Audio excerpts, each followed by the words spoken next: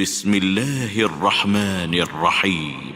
إذا السماء انفطرت وإذا الكواكب انتثرت وإذا البحار فجرت وإذا القبور بعثرت علمت نفس ما قدمت وأخرت.